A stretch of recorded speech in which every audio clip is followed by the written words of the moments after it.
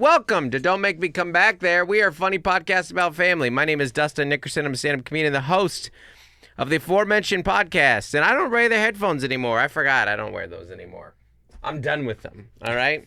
And alongside me, in our state-of-the-art recording studio above Public Square Coffee in downtown La Mesa, California, is the CFO of my company, the co-host, my best friend, Melissa Nickerson, who is here to see if you would like your unlimited breadsticks refilled. Hey there. Do you guys want to see a little show business or a little movie magic? She has clipped her shirt. I did. The show's the clip. Oh, yeah. Mel's clip. Mel's hooked to the wall. Yeah. We need some more Parmesan, though. Yes, yeah. Fresh. Say when. Never. I will never say when. Yes. Well, I do think this needs like a little bolo or like a little tie. Like right a cowboy here. bolo? It Like needs, one of those? yeah, like another element. Oh, yeah? I mean, it doesn't even fit me, so. Well, you have great hair. That can do it. No, I just like a tie. Yeah, you two share that in common. You think about how does this shirt work with my hair? That's true. I know a lot of colors get lost because of my hair. Well, yeah, no, I don't have that problem. Yeah.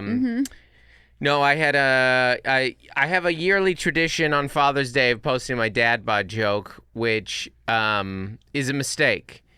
It always does well. It's a classic joke. I re-recorded the joke recently because the first time, here's a little Dustin's Comedy Corner nobody asked for. The only time I had ever really I have two previous recordings of Dad Bod. One is at Comedy Works years ago, opening for John Crist at the Comedy Works, who I watched his Tonight Show set, murdered. He was so good. I was crushed on it. Awesome. John crushes so hard. Not surprising at all.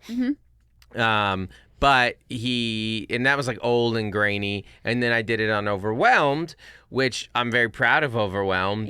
But it's very much a time capsule special, which is like people are in masks, they're getting their temperatures taken. It's a COVID special. Yeah. It's outside, everyone's spread out.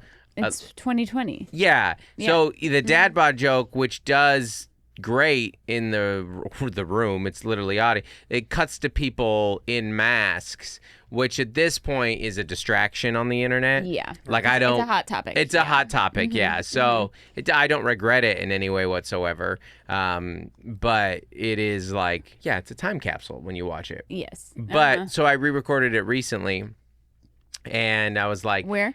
At Comedy Magic. Okay. The clip I posted was at Comedy Magic up in Hermosa. And I was like, ironically, I am in like a little better shape than I have been previously in telling of these jokes. Sure. But I don't dress. You don't really. Think about. You're not a swimsuit. Yeah. Then the clip would have done really well. Yeah. The thing about the way I dress is it kind of, whatever shape I'm in doesn't really affect it a lot. But on stage at least. But all that to say, so what these fragile little males did who are who as I always tell, have not found a workout to develop thicker skin and are taking it exceedingly personal, what they are attacking is my hairline. Which is so funny because in middle school roasting, that was the joke like 5 years ago. Every other word, bro, your hairline. Your hairline, yeah. Stop. Yeah. Which is hilarious to think about youth saying that. But somebody said, I said find a workout for thicker skin, and he said find a workout for a better hairline. I was like, ooh, that one got me. And that's why it's fun to be on the internet on Father's Day. It felt like Mulaney's old bit. That's the thing I'm sensitive about. Look at that man in his high hips or high waist or whatever it may be. Super dumb. But but as I was out with Steve Rogers this week, as Steve said, he's like, He saw me watching the clips and reading the comments. He goes, "Why are you doing this to yourself?" And I laughed. He goes, I go, you are right. And I told you my friend Ryan said this years ago. He goes, like, you're not a comedian to them. You're just a character in their phone. And that is so correct. That's a great way to think about content. Like, you and I are characters in people's phone. and they're just scrolling, and the next thing they see is the zoo's red pandas, and then the next thing they do is a drunk woman falling off a boat. And I don't know what's in your guys' feeds. Saw that one you're referring to yesterday. Yeah. And the next one you're seeing is like a viral 10-year-old ballerina or something. I don't know. Like it's the internet.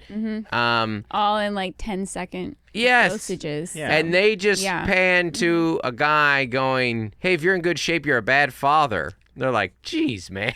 I'm like, all right, that's fair. I am calling you a bad I'm making more assumptions about you than you are me. So anyways. Sure. That's what I did on Father's Day. Yeah, as you want do. To know. Yeah. Is this a weekend recap?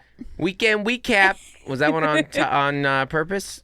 Yeah. Yeah, weekend recap. Yeah, well, I don't know. Is my content not good enough for you right now, Mel? No, you just kind of like parlayed it to me, and I was like, we were kind of like, we're not going to talk that much about this weekend, and then I was like, what? Wait, which one? Today is Melissa. Today's Melissa and Dustin's. Don't make me come back. Because I think first ever male grab bag. We have mailbag, or grab bag. Male grab bag. Yeah. Never together. Yeah. There's a mailbag. A spirits and a liquor and spirits place downstairs near here. And I went in yesterday, and there's like a 20-year-old kid, and I'm looking for some wine. I go, "Do you have any Malbecs?" And he goes, "A Malbag? Yeah, we got those." I'm like, "What?" I go, "Do you have any Malbecs?" He goes, "Yeah, like a Malbag." And I'm like, "What?" Like a plastic bag. And then the owner goes, "Yeah, we have 2 over here," and like takes me to the Malbecs. And I've been thinking about this conversation. I was like, first off, why would I have ever said Malbag? Yeah. Second off, you had them? What is a Malbag? You know what I mean? Like, I think this is just when you have a associate out front who just says like yes to everything. Yeah. But doesn't know anything. Well, I got Melissa crying, laughing, watching some Tim Dillon last night and talking about Gen Z realizing it's a scam and putting in the absolute minimal workforce they can and just doing enough to not get fired and and making excuses for not showing up. It was incredible. And he goes, and I applaud them for it. It's great. So but yes. funny. So, yeah. But what we're going to do is our mailbag, not Malbec. Not grab bag, not mail grab bag, not grab a mail bag. Correct. Mailbag. But before that, we'll do a little Father's Day recap. All right. In the next episode, I'll do a weekend recap because people, just so you know, I feel like I'm coming in too hot. I feel like I'm overwhelming you. Because you're just kind of looking at me like this, like.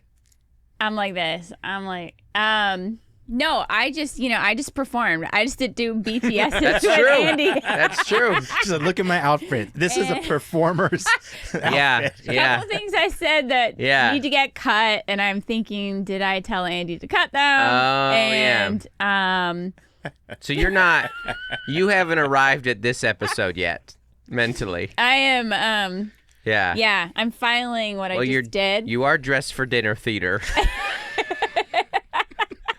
I just need a vest. I need another. No. Another piece. You wear the vest when you're serving, and then you take the vest off for the show when you go up.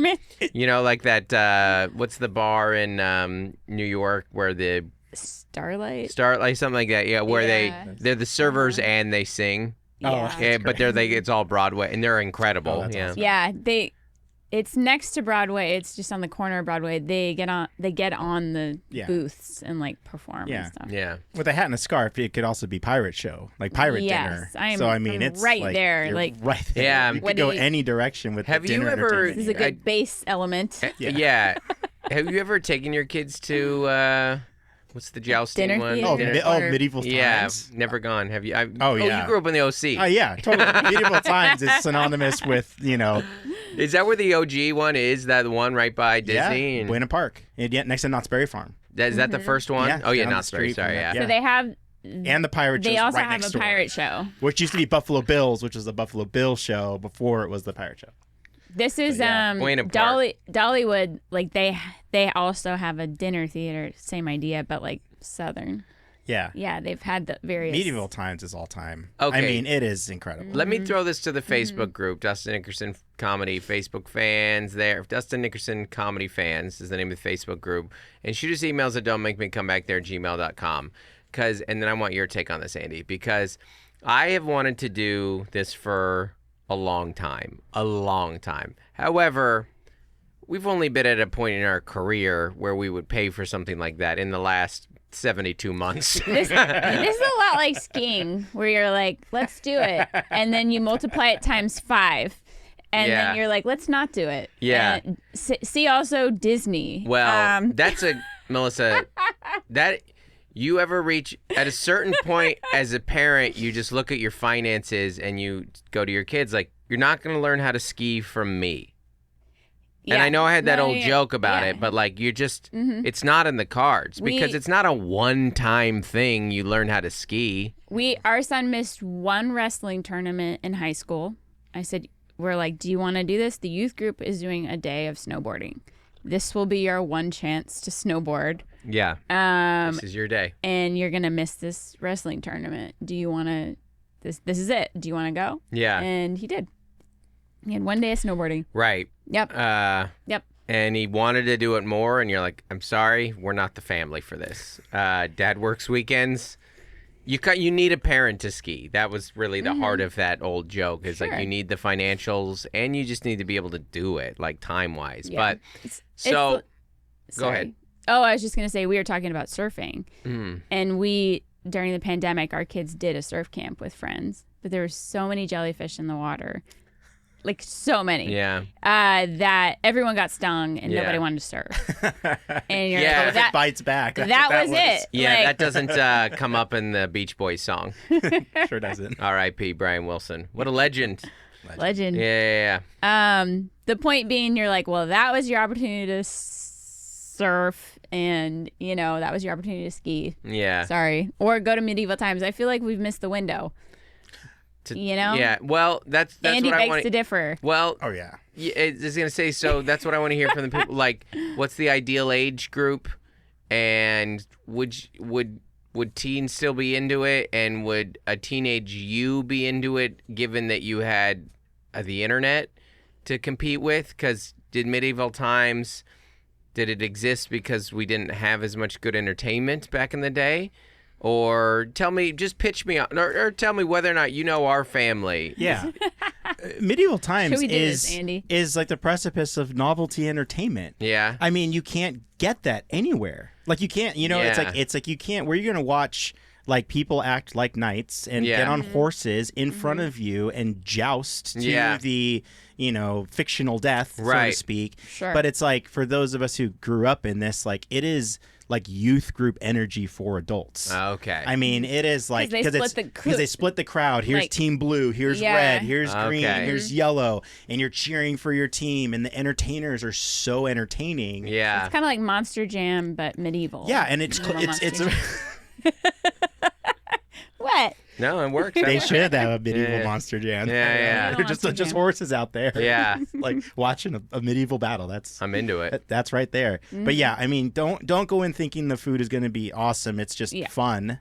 But it requires the parents to be like all in.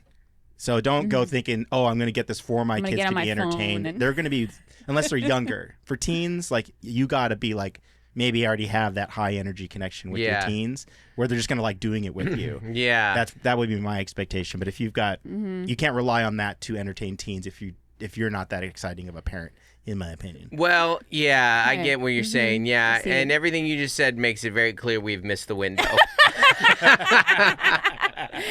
One of my friends, I couldn't get my son to come to a Father's Day dinner. One of my friend's kids, unless you cable guide it and you somehow pulled him into it, then that would be like I was in it. Yeah. What were you saying, your friend? I don't know if you remember being 18. Yeah. I'd rather not.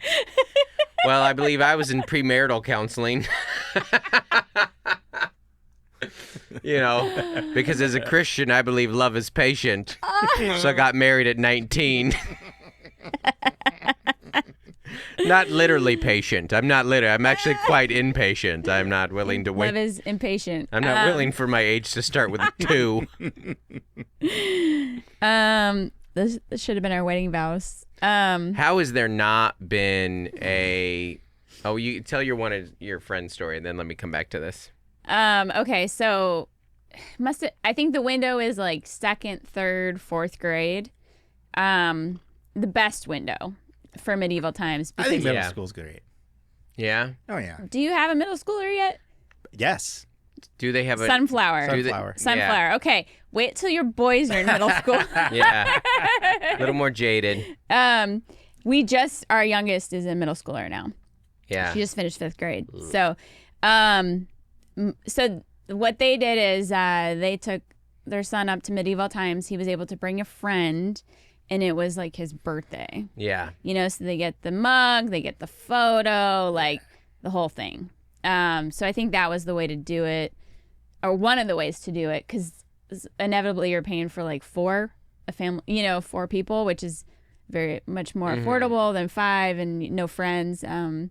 A lot of times to get a kid's buy-in, the friend is the you can bring a friend. Yeah, man, that's the key. That's a good point. That would be the way to do it. In like a family event. But anyway, I'm glad you have those memories. Yeah.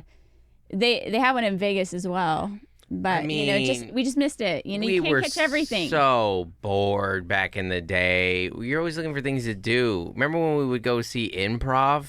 We were bored, man.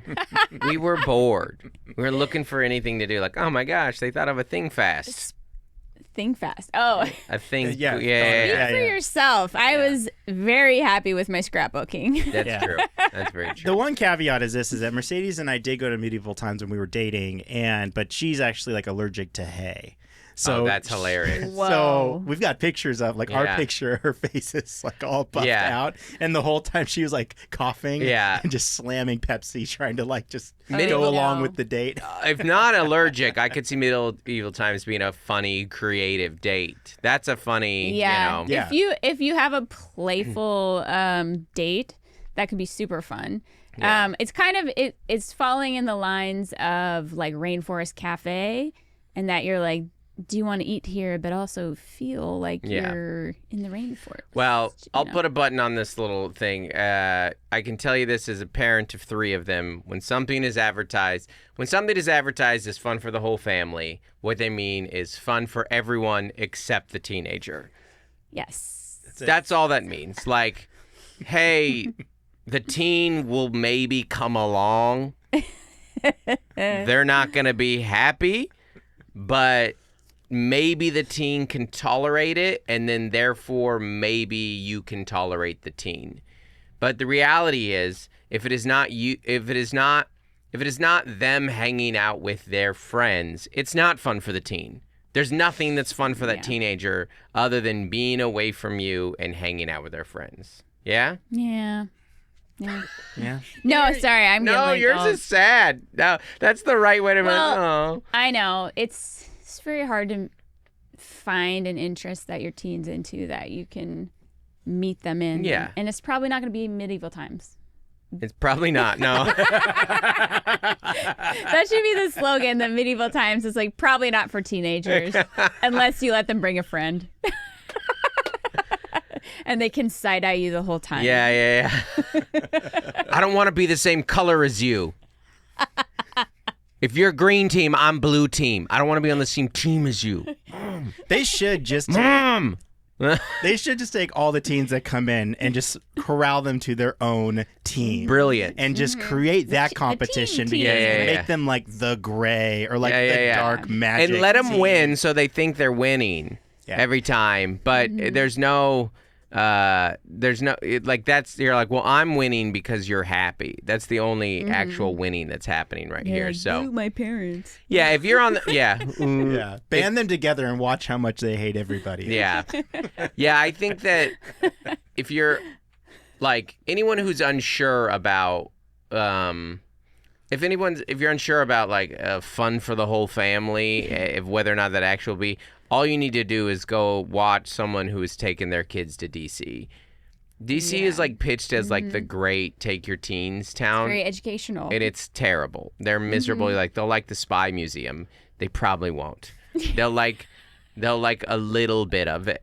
But mostly they're gonna be on their phone and they're gonna be sending Snapchats of like look at my boba. Yeah. Mom took me to the stupid museum. Can we go? And then they're gonna be, you're gonna be like learning about something. You're gonna be staring at this like unbelievable painting that you'd never seen before, and your teenager is taking the most unflattering picture of you. Yeah. And sending it to 11 peers of theirs. And you're like, cool, thanks. I mean, my kids, okay, so we'll talk a little bit Father's Day, then we'll get into the grab bag here. I keep calling it a grab bag. Mailbag. A grab bag. Yeah. Right? Yeah. Ooh, like a tote bag? Merch bag? It's fine. Swag bag. Swag bag. There we go. Go ahead. I had to find it. Yeah, you did. Well, this was my first Father's Day with kids who have social media, so they did posts, and it was nice. It was actually kind of nice. Now, my daughter posted a terribly unflattering picture of me. Sure. Because it's not about you. And it is and it isn't, right? But it was like shirtless from about 14 years ago. I believe we had just moved from Seattle. So I was... But you were spinning her over the ocean, I mean, nice. when you take someone from Seattle and put them in... San Diego. In ocean waters, we are the same color as the jellyfish. Yes. Like, I am invisible. Well, you also have, you remember cargo shorts, huge ones? Yes. You have the hugest shorts on. That I'm so positive were thrifted. Yes. And, yes. But she posted it. It was a nice thing. And then Joel posted, which was nice, some more modern pictures. And then Claire texted you. Claire sent me a nice text. Funny, yeah. Nice text. Yeah, I'll just read it. You were working on Father's Day. Yeah. And that happens. It does happen. In the biz. This is good. I'll show you guys. This is what modern... This is what your 11-year-old. This is what modern Father's Day looks like. I get a text from my daughter that goes... She wakes up first. Yes. Yeah. She goes, you are such a W father, and it's sad you're not here for your own holiday and your awesome sauce, so today's your day. Take pride in it. Love ya, Claire. And that then... was probably said at 7 a.m. Yeah. Sunday morning. Yeah, first thing she did. And then... Gloria posted a picture of me, and then Joel just posted a picture of me that said happy day to the goat. Yeah, because this is what modern Father's Day looks like. Did you take a picture of that or screenshot it? I did screenshot it. No, it felt nice. It felt I know that language. I'm on the old internet. And then you went with them. Well, that was the funny thing. Gloria was like, I'm trying to convince Mom to take us to World Cost or World Market or whatever it's called and to get you some stuff. And I was like, okay, so I'm buying my Father's Day gift. And so just to be clear, you want to get me something for Father's Day, which means Mom is going to drive you to a store, help you pick out the items. Buy the items with the money I'm out earning right now. Yes. You'll come home and wrap the items, and then I'll come home and receive them. So it was actually a great Father's Day, and I felt very loved and appreciated on the day after. That's right. Yeah. So, all right, let's do our mailbag. Also, a lot of you guys have been leaving reviews. Thank you. We appreciate that. So, okay, so this right here is from Nicole. All right, Nicole. Subject, growing up military episode. Hi there. I went to your comedy show in La Jolla in January, but just discovered your podcast this week. That's awesome. I'm dying over this episode while I'm putting color-coded stickers on the boxes for our final military move. They packed my daughter's cap and gown for graduation next week. The pour-over dripper, but not the rest of the coffee stuff. And I narrowly saved my 12-year-old's makeup bag from being packed. I relate to everything being mentioned so far. It's just what I needed in a stressful time. Thanks for the laughs. So that's similar to you, right? Moving right after grad day. Yep. They packed my graduation dress. That was hanging on the closet door. That's right. I remember that. And you had to like get it out or something, right? Well, there's no getting it out. That dress was gone. I borrowed a friend's. Yeah. Mm-hmm. I don't remember what I wore, but it didn't matter. But, Man. But yeah, you can't. Nothing is safe in the house. Like, if you want to keep something, you got to put it like in your car. Do a lot of military families move in June? Is that like a? I think. Well, I think it's pretty common to move because of the school year. We certainly did move in the middle of the school year as well. Mm-hmm. But in general, a lot of people move over the summer. Interesting. Yeah. Well, I guess that's nice. As far as I know, it's not nice to move during the summer. It's nice not to interrupt in the school. I mean, I don't need to. I don't need a silver lining this at all. Yeah, it's brutal. Military family, such a sacrifice. I do think. I mean, I've lived all of it. I think it can be nice to move over the summer because you have a couple months to try and meet some people. Yeah. Before the first day of school. Yeah. And everyone is kind of starting on the first day of school, but you're like starting your life over. Yeah. So it's a little different. But then the mid-year move, you get a little more attention when you leave because everyone else isn't leaving. Yeah. And then you come in, it's a bit abrasive to come in mid-year. But you also kind of fit in more. Yeah, that's quicker. Yeah. I mean, that's a unique thing that you've experienced that I haven't, but you had a couple of these times, but you forget that at the end of every school year, there's a couple families leaving this summer. 1,000%. Yeah, I was just talking to a mom, like 2 of her kids' best friends are moving. And I think sometimes when you live in like a city or like an expensive area of cost of living, it's more common, like people have to, move to it also happens a lot when you live in a military city. Cheaper state or Yeah. So, Joel had a friend move away and it was like so sad for him because it wasn't the time in our life. We were so busy that we like didn't get a phone number or an email and, so like we didn't have that connection at all. Like that kid just moved away and we were like, he was little. We're like, I'm so sorry. When you make friends, friends growing up as a military family, is there part of you that's like, let's not get too close? No, actually, you just go all in quicker. Really? Yeah. Oh, I guess that's why we got married so quick. Well, there's just not. Man, she's really getting deep, pretty. There's not a filter because you're like, we don't have time. Yeah. Yeah. We don't have time to get to know one another. No pleasantries. Let's just tell me your life story. Listen, this could end quick. Yeah. We gotta. Well, that's certainly true of military relationships. Kind of that there is a stereotype there as well. Like, let's take our time. You're like, my ship is literally leaving the harbor. Yeah. Not metaphorically. The ship I live on is leaving. I know.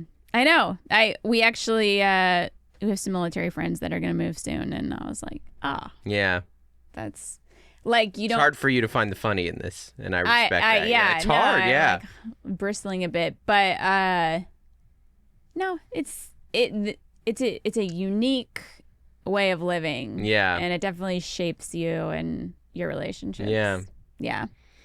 Well, it's a lot of transitions. I'm glad you saved the makeup bag. You wanna make. I know your teenage. I know a 12, 15-year-old's makeup bag. Whew, yeah. That's brutal.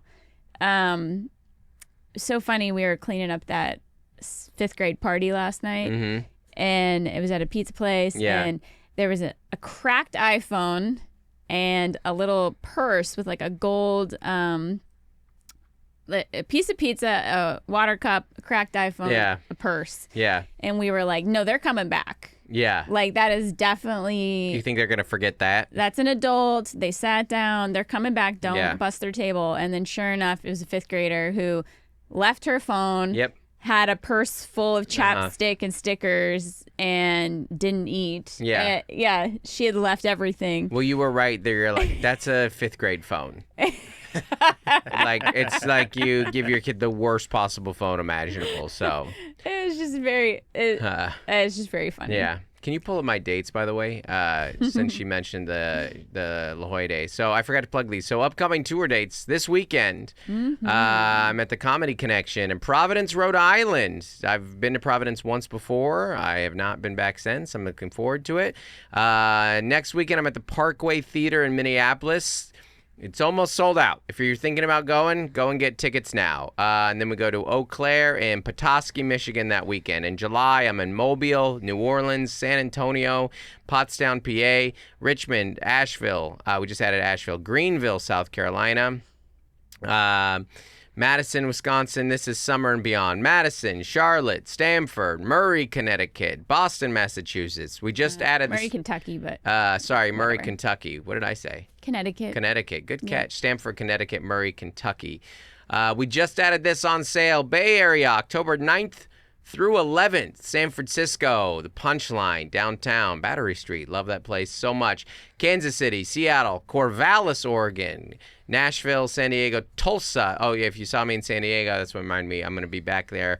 That's Thanksgiving weekend, the Friday through Sunday, 11/28 through 30 at Mic Drop Comedy Club in San Diego. Tulsa, OKC, Brooklyn, New York, New Brunswick at Melissa's home, the Stress Factory.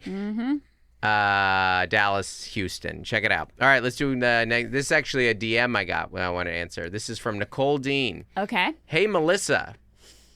Did I get this or did you get this? I guess I got it. Yeah. Love your podcast. Could I get some cross-country mom advice? My 10-year-old just tried out for the team for the very first time and never ran a mile before. He came in last with a 12:30. Now he's super discouraged. Should he still do it? Is that a bad time? All right. I would like to speak to Nicole? this as well, and I would Go like ahead. you to. You want me to go first? I have an immediate thought. Yeah, sure. Go for it. The immediate thought is running a mile is exceedingly hard to pace. Yeah. So if you got a time like a 12:30 and that 12-year-old felt like I went the same pace as long as I could and that's as fast as I can go, then maybe it isn't the sport for them. However, if they like went out way too fast and then had to go really slow or walk for a while, they just don't know how to run the race yet. Yeah. Because the mile is very tricky in that regard that in lower levels of track and cross country, and even sometimes at the higher levels, and we all remember this in like PE or like when we go out to, there's always like a kid that goes out super fast or runs too fast early or has way too much at the end. Like they're sprinting for the last 100 yards. They're like, well, you didn't pace the race correct. You had too much energy. Yeah, you saved too much. Yeah. Like if you see someone full sprinting as fast as they can go at the end of the race, you're like, you didn't run this race correctly. So they might, the time is, I would say, is less important than how did they run it? How did they feel? How did they pace it? You know, a little bit of coaching would probably be like, hey, you actually got to go like your half speed or whatever the number is for a while.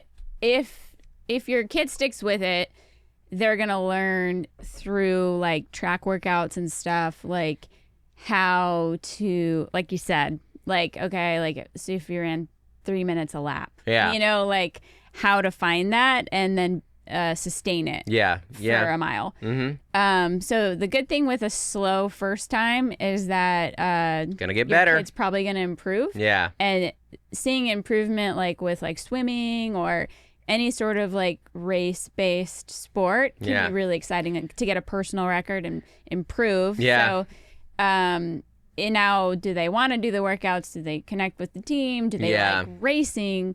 Those are a bunch of different elements. In general, I did like one race in elementary school, maybe two. Maybe like we had middle school track, but our kids don't have middle school track. So I think the more sports and activities your kids can be exposed to, like the better, if possible, just because they don't need to pick their sport. for the rest of their lives. It could just be a season. You're right, though. The results are very motivating. That's true of almost anything in life. And or like a medal. Or yeah. And if you really want your kid to be on a team, track is no cut. So keep that in mind. Yeah. There's just so many options out there, which is awesome. Yeah. So if they don't want to go to practice, like, maybe they just do a season and then they try something else. Track is no cut. Just keep in mind. Also, if you want to be on the track team, you are on the track team. Same thing as taking your teen to medieval times. Try and get a friend. Try and get a friend on the track team. Yeah. Also, sports track has a lot of different events. Mm-hmm. So they could try some jumps or throwing. Yeah. Wouldn't recommend hurdles. That's that one hurts. Yeah. Yeah. Don't start with that one pole hurts vault. A lot.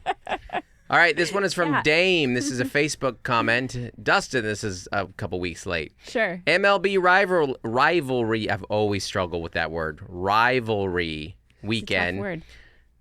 The MLB is still forcing San Diego and the Mariners to be so-called rivals. Thoughts? Well, I have a lot of thoughts on this. As a Mariners fan who lives in San Diego, they are no way whatsoever rivals. There's no bad blood. There's no ill will. As a Mariner fan who lives in San Diego, when people find out I'm a Mariners fan, I wear a Mariners hat, they go, "Oh, cool, that's what's up. Cool, man. Oh, you're from Seattle? Oh, that's cool, man." If I wore a Dodgers hat, that'd be a different thing. If I had a Giants hat, that would be a different thing. So those are their rivals. And if I wore a Mariners hat in Houston, it would have much different energy as well. The only rival that the Mariners have, as far as we obviously have the A's and the Angels and the AL West as well, but the only big one they feel is the Astros, and I don't even know if the Astros feel it because they beat us a lot. So. Yeah, it's a quick answer. It's amicable. It is, yeah. And I'll just tell you this. So they added the Vetter Cup. The Vetter Cup is the Eddie Vetter Cup. It's like we play 5 games a year now against each other, and whoever wins 3 of the 5 wins the Vetter Cup. That's nice. Because he has ties to both the cities. So, and the Seattle Mariners already won it because they won the first 3 games. So that's something. But that's like clear you're forcing the issue. They're like, hey, they don't hate each other enough, so everyone likes Pearl Jam though, right? Everyone's like, okay. Everyone in those 2 cities does, because everyone in this city is a 40-year-old dad like me, so sure. I feel very alive here. So all right, yeah. Sorry, that one was a all right. Is that your Uber? Yes, you did it. You got it. I was waiting for someone to get it. Sorry, my ride's here. All right, this is from Josh. Subject, Josh. Doubling up Mother's Day with a birthday. Hey, Dustin and Melissa. Love the podcast. Came to find out about you catching Dustin's clips on IG a few years ago. His Seattle sports team's attire always caught my attention as I'm a Seattle area native. And after living in Orange County with my SoCal wife for 10 years, we first saw Dustin at the Irvine. We made our way to Spokane to raise our 2 young kids. Love that. You made a comment in the last pod that caught my attention, that Dustin's dad's birthday fell on Mother's Day. I can relate to that as well, but it gets crazier than just that. My birthday's on May 4th. My dad's birthday's on May 13th. His dad's birthday's on May 11th. This sounds familiar, Melissa. My mom's birthday is May 10th.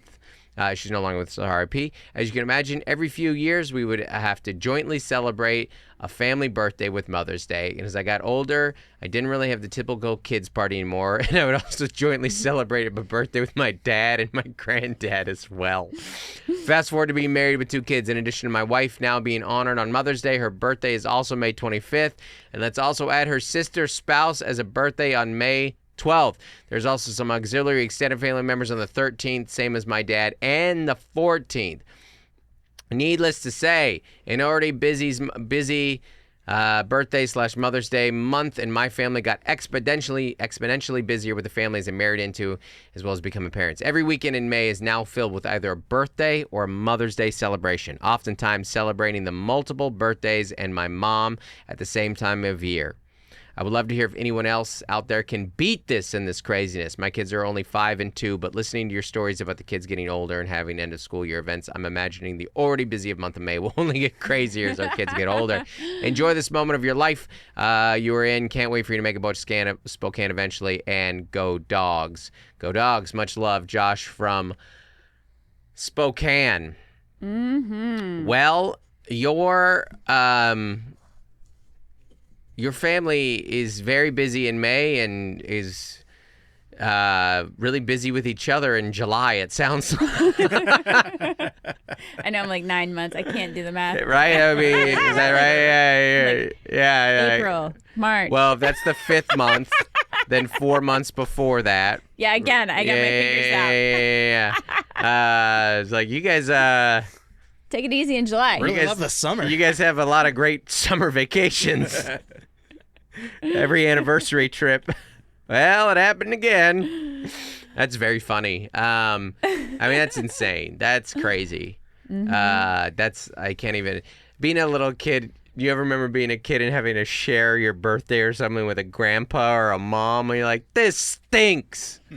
Yeah, I mean, usually it's like a shared cake, right? Which like, the grandpa chose, so you're like, nobody likes German chocolate. German chocolate. It's a 2-for-1. Your grandparents love, they're getting the oldest cookies you've ever seen. Are these Danish? You dip it in coffee. Yeah. Why does it have the term bread in it? Yeah. It's dry for a reason. Parties are A shared grandparent. Yeah, grandparent birthday parties are so confusing when you're a little kid because you hear party and you're like, yes. And then you get there and you're like, I hate this food. I hate these cakes. I hate these drinks. Like, what do you mean I'm not allowed to have any of the drinks that are here? They're like, well, there's orange juice. We're using it as a mixer. But you can have some orange juice. Very confusing. Well, my heart goes out to you. It's funny because you actually had a grandpa who had like a real birthday party. Well, and, yeah, and he had German chocolate. It was his favorite. Mid-July birthday. Yeah. So it was a good time to get together. Yes. So he kind of lucked out. Well, it was great. Yeah, and he had like the place to host. So yeah, there would be just enormous amounts of liquor put out on the hot tub. Yeah, the hot tub was the liquor. It was the bar for that day, the liquor. But yeah, it was all there. And my grandpa loved German chocolate cake, and he specifically would put it in a bowl and pour a bunch of milk over it. Like a psychopath. Yeah, I did not. That sounds pretty good. Yeah. I'm not gonna lie. It's like a cereal. Yeah. I clearly did not cereal? get my stomach lining from him because I had 2 pieces of pizza yesterday. I was like, I think this is it. I think I'm wrapping up on life. Your grandpa used to have a glass of milk before bed every night. Yeah. Yeah. Later in life, I think it switched to red wine. I think it might have been wine when I wasn't there. But, hey, real quick, can we just take a moment to, this should be a nice thing to do. Let's take a moment right now to remember all the summer birthdays of kids who didn't get to have their day at school. Yeah, that was me. My grandma's birthday, July 28th. My birthday, July 26th. Oh, I know exactly what he's talking about. Yeah. These are the things you can't pick in life. That's right. Yeah. Mm-hmm. I mean, not getting your day at school, awful. And then what do you get like a joint one in June? All the summer birthdays come together. So what's so funny is our daughters, they don't like to get homework on their birthdays. Mm-hmm. But they don't know what it's like to have a summer birthday. You don't get your birthday homework pass? No. You don't get to be when you're a kid. Pass. When you're a young kid, you don't get to be the line leader that day. I know. God, I love being the line leader. Oh, the power. Oh my gosh. It was my first taste of power. But you get back in line. Yeah. I hold the teddy bear. Get in line. Dare get in front of me. It's my birthday. It is my birthday. I'm the line leader. I am the line leader. You understand me? This is my day. No, I never had that. There's poor summer kids, and half your friends are gone. So no one comes to your birthday party. Yeah. They're like, oh, it's Melissa's birthday. Do you have a pool? No. Well, there's a better party I'm going to. I did have a sweet spot. I had about 3 years where we had an older house in a small town in Texas with a pool. Mm-hmm. I had 3 years of a pool. I had a summer birthday. Everyone comes to your, if you have a pool, everyone comes to your birthday party because they're like, there's a pool. Yeah. And nobody likes you. They like your pool. They like your pool. Our pool had lights. Now this is like a 70s pool. Yeah. In the 90s. Yeah. We had lights. Yeah. So at night, the pool was lit. Great R.E.M. song. We had a basketball hoop. My brother was really into ping pong. We had a ping pong table. Oh my gosh. My dad would cut a watermelon up. Yeah. It was like the best moment This is Chuck E. Cheese. of anyone's life. Yeah. You guys, it's unbelievable. So for those 3 summer birthdays were unhinged. Well, I grew up in Seattle, so if you had a birthday in July, it's probably still raining. It sounds great, though. I also had a lot of wet birthdays in Seattle. Yeah. So, everybody hurts. But a lot of R.E.M. references in this episode. But I feel wasn't, for him. Small town Texas. Yeah. That was a very different vibe, and we were responsible parents. We were responsible parents and conceived our children in a time frame to make sure they wouldn't have a summer birthday, because that's loving your children. It's all intentional. It was intentional. We got a May baby, an October baby, and a February It's baby. unloving to your children to give them a summer birthday or to give them a December birthday. Yeah, I would argue a December birthday is worse. Really? Well, because you can compete with Jesus. And it's busy. It's the busiest holiday. But everyone's around. Month of the year. Everyone's around in December until Christmas break. But like in July, they're all gone. You're right. Like if you're trying to throw a July birthday party in the 90s, how do you even get the word out? What, like a envelope in the mail? Yeah, you just sent phone call, leaving voicemails. Hi, it's Melissa Nickerson. I just want to invite Cindy over. We're having some friends over at my house at 12 on June 23rd. You're right. I hope you can make it. Could you call back an RSVP? Because we want to know how much cake to order. You know what's so sad is when you move. Okay, you ready? Once again, this is Melissa Hoagland. Salutations. When you move and then your first birthday party and you're like, please come to my party. Oh, man. I need some friends. Oh. You're like, what day are you free? Yeah. I'll come to your house. Bring your siblings. Yeah. I just need some people here. I need a group. Oh, such a sad. Anyways. All right, let's do some this is from Alyssa. School lunch. Hey, Dustin, Mel, and Andy. At our high school, chicken fritter day caused so much chaos. People would run down the halls, shove people out of the way because they loved the chicken fritter wrap so much. I don't even know what this is. Our vice principal had to make regular announcements to those days to remind people to act right in the halls. The teachers started standing in the halls to give people detention on those days for running, and that wasn't good. I would still eat the chicken patty if I could find it somewhere. The best part was to put lettuce, quote lettuce, iceberg lettuce, on it and some salt. The salty lettuce hit the spot. Especially we weren't allowed to have water bottles and drinking fountains were regularly broken or had gum on the spout. Teenagers are terrible. I regularly have full conversations with you guys when listening to the pod, so I was happy to contribute to this tidbit to the podcast. Good luck with the graduation stuff and college prep. Alyssa. Is that like the chicken patty thing we were talking about? Chicken fritters? Yeah. Mm-hmm. I think it's like a big chicken nugget. Oh, right, yeah. I haven't heard it called a fritter. But is it kind of a crunch wrap? Yeah. I think, we all know what this is. Yeah, huge hit. Mm-hmm. That's great. Good stuff. Good. This is so funny. All right, subject is from Katie. Go Braves. Hello, Mel and Dustin. I'm an OG folk from Nateland and enjoyed your original crossover episode, so I went back and listened from the beginning of your podcast and finished earlier this year.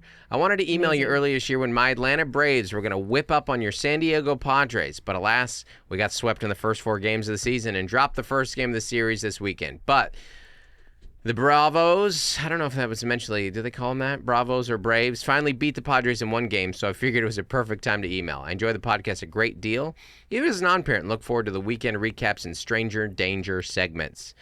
Hope you will be back in Atlanta soon. And yes, the top billing of this email accurately reflects the real star of the show, 4 pounds of salmon. Thanks, Katie. Thanks for being a listener. I am a Mariners fan, for what it's worth. You're welcome to Padres. We do occasionally go to a Padres game. It's the best. I like them more than Mariners game because I'm less invested. I've always said this. There for the vibes. Yeah. If people ask, we've lived here 15 years, I go, if the Padres win a World Series, I would cheer. If the Mariners win a World Series, I would cry. That's where I'm at on an emotional level. So, anyways, 4 pounds of salmon. The salmon's better in Seattle. I don't know why. Same ocean. It is better. Yeah.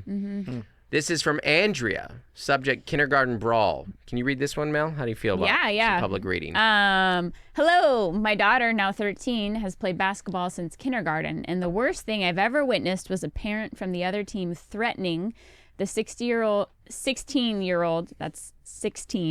ref at the YMCA because they weren't getting good calls, and they kept fouling a girl on our team who is really good.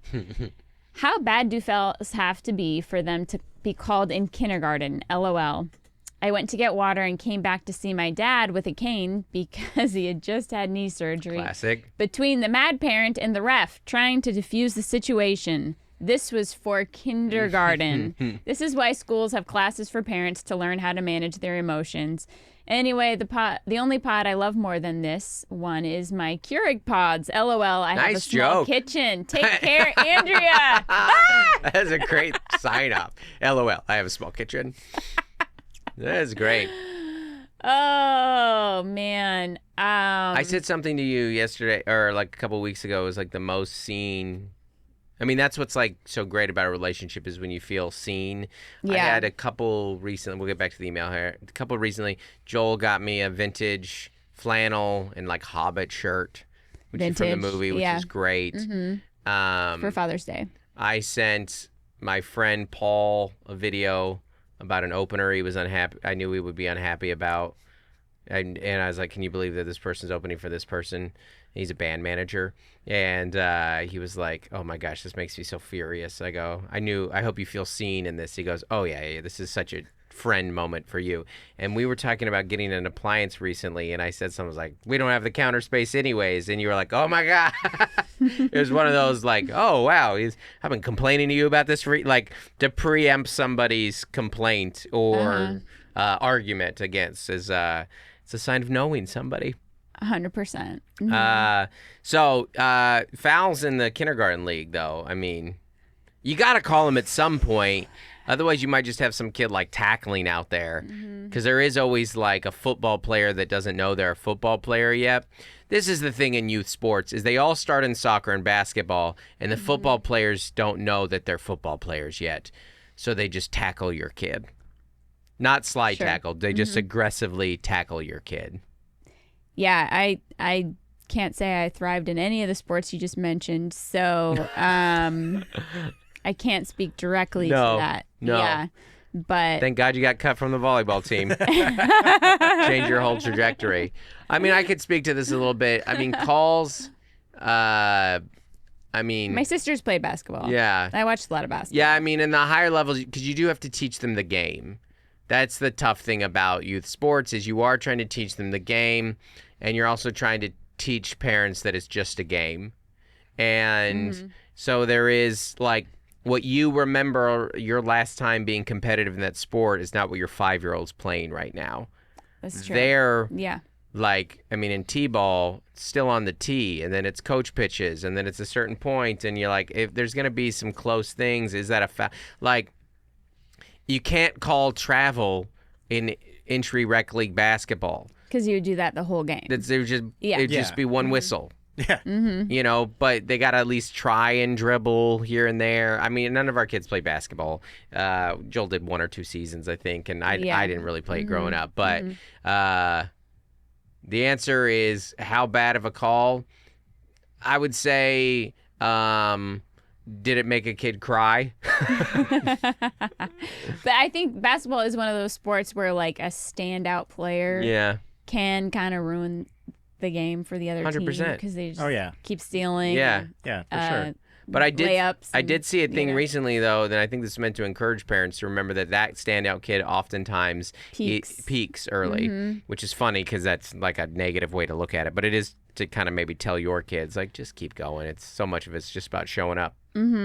Also, to not specialize too early. Yeah. Not that has to do with email, but it's a good point. Yeah. I mean, Gloria played it's like 75 hours of basketball or volleyball this week, so we are not taking the advice and not specializing. When I said early, I mean like before 12. Before 12, yeah. Now she's 15, she's not allowed to do anything else, so. All right, last email here. This is from Sarah. Sarah's got a few questions here. So this is subject Comedy World Questions.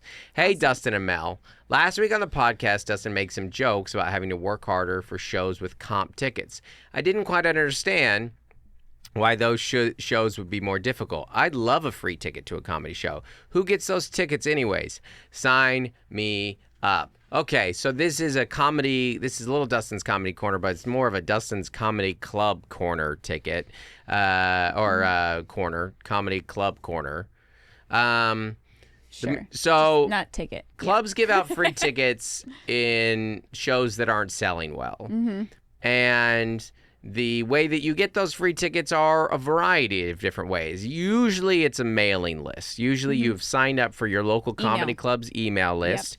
And they send out a thing about when, Thursday, Friday, send out some There's also like discount tickets that people give away through their social media, stuff like that. So it's usually like a 2-for-1 or a half price or a something. Or just show up and do your 2-item minimum. Yeah. So there's that kind of thing. So the reason, Sarah, is it's not you who's showing up a lot of this. Sometimes it is. Sometimes it is like someone who's like, oh my gosh, I got free tickets to a comedy show. This is unbelievable. This is crazy. But it's a lot of times people who were unable to pay for a comedy ticket. Were unwilling to. And wouldn't go unless the show was free. And so quite literally are less invested into the show. And when you have people who are paid money to a show, particularly they know the rules. Particularly for an act that they want to see, not only do they know the rules, they help enforce the rules. This is their night out, and they want the show to go well. And sometimes, but not always, when you have someone who just came on a free show, they don't know who you are. They don't care who you are. They got a free ticket, and sometimes they're there and they're excited and they love comedy. And other times they just wanted something free to do, and they don't care about you, and they don't care if the show goes well. Yeah, so like maybe they come late, or they're talking. Sometimes they don't want to pay their bill either. They thought the drinks were free as well. It can attract some riffraff from time to time, and not always. But sometimes there's a problem in their group. Yeah. But sometimes, as Seinfeld has said, the best feeling in comedy is a group of people who didn't realize you were funny realizing you're funny. Sometimes they can be the best shows, but if you have an opportunity to perform in front of people who've paid tickets to see you and are your fans versus a bunch of people who you're a complete unknown to and have not paid to be in the room, what do you appreciate? You're more likely to me, honestly, the best is both. That's what you want. You want, which is like when people bring their friends to my shows, it's perfect. So, okay, go ahead. Well, because if it's all your fans, it's kind of like preaching to the choir.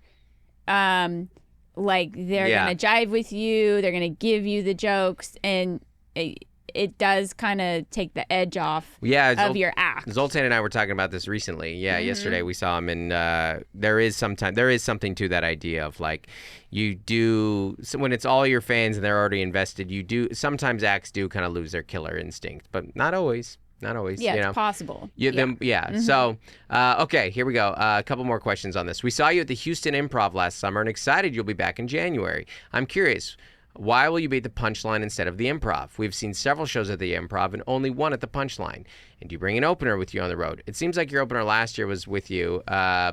We mostly see Nateland comics, and often Aaron brings his opener, but Dusty does not.